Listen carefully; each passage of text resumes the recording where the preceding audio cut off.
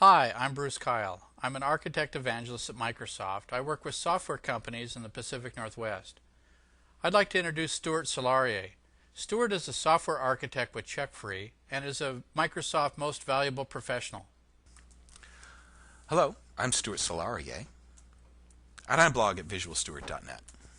I'm a Microsoft MVP on connected systems, and until now, most of us have been programming in C# 1.0. From that .NET 1.1 era, and even if we've got a newer version of the language, we're still using it as if it were C# 1.0. We're going to take a look at what's new since 2003. What changes the way we program? We're going to focus on the language, not practices, not applicability, not even usefulness. So opportunity for abuse abounds. We're going to do just enough to be dangerous. Hey, Stuart. What's today's Whirlwind? So today we're going back into the world of C# 3.0, and we're going to take a look at extension methods, anonymous types, and let's begin with extension methods. Extension methods are static methods that can be invoked using the syntax that I use when I invoke an instance method. Just syntactic sugar. We're just changing what it looks like when I call a static method. So one word of caution before we get into that, and that is that extension methods are less discoverable than instance methods. They're not in my type. They have more limited functionality because they're static, not instance members, and so you don't want to get extension method happy. You want to use these judiciously. They're good for some things. They're probably not good for everything. So let's take a look at that. If you have ever gone into the C++ compilers of yore and maybe disassembled some code or stepped through, you would have looked and found that every instance method that you were calling had an additional first parameter that was the this pointer that was getting passed along with every function as a way of manufacturing an object-oriented system. We're going to use the this keyword as an homage to that classic C++ way of doing things. So here is a static method called slice.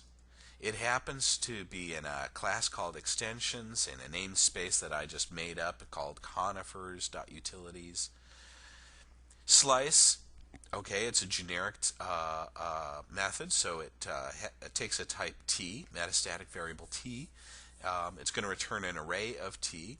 It takes a source, which is an array of t, an integer index, and a count. So this is going to slice count many things off of the source array beginning at the specified index. So far, we've just described a static method. When we add the this keyword, I can use a new syntax for invoking it. So here I'm declaring that I'm using the conifer utilities and a namespace, and I'm going to initialize an array of ints of digits. So here is the instance method syntax of slice being invoked on digits. So in fact what's happening is digits is going to get passed as the implicit first parameter to the slice method. But I get to write a syntax that's a little bit nicer to read, because now let's assume that double is also an extension method, and it just goes through and doubles all of the values in the array. I get to read this syntax from left to right, like the way we read if you happen to be in a left to right language.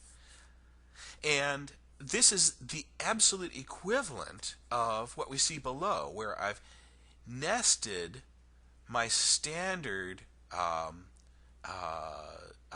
static syntax. So I have to read that from the inside out. So slice takes digits and 4 and 3, and around that is an invocation of the double static method. Not so bad, you think, if this is just two methods, but if I start chaining a bunch of methods together, this turns out to be critical in terms of trying to read what's going on. So again, let's be clear. These are just a way of invoking static methods and passing an instance as the implied first parameter. I'm not changing the class int. I'm not even changing the type of the instance digits. We're just invoking a static method on digits with a different syntax. That was fun. Let's take a look at anonymous types.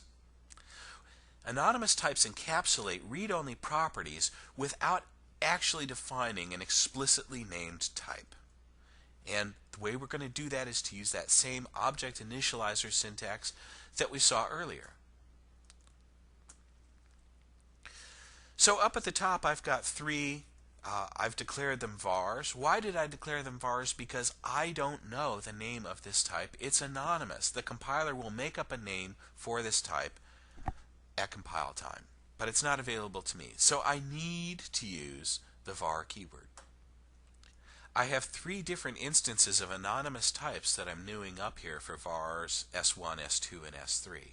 And let's take a look at the first two of them. They both have the same names of properties, and their properties are also in the same order. So I can assert that the price of S1 and S2 are the same. In fact, they are. And yet S1 and S2 are not equal, and that's because the names are different. So what's really going on here is structural equivalence. Structural equivalence is contrasted with nominal equivalence. In named types, you first compare, are these the same type, by asking, are their names of the classes identical? If not, we can't compare them. With structural equivalence, you ask, is the structure equivalent? Are the same properties in the same order named? If so, then we can compare them. And that allows me to do the assignment of S2 into S1 and then assert that now they are equivalent. If I try to compare S2 with S3, let's take a look at S3. S3 has the same property names, but they're in a different order. Its structure is the same, and therefore the anonymous type that it generates is not comparable to the anonymous type for S2. So when I try and write something like S2 not equals S3, in fact, I get a blue wiggly. If I try and compile it, I get a compile time error. Hey, thanks, Stuart. For more information for software developers, see the US ISV Developer Evangelist blog on MSDN. Hey, it's been fun. Again, I'm Stuart Solarier, and I blog at visualstuart.net. See you next time.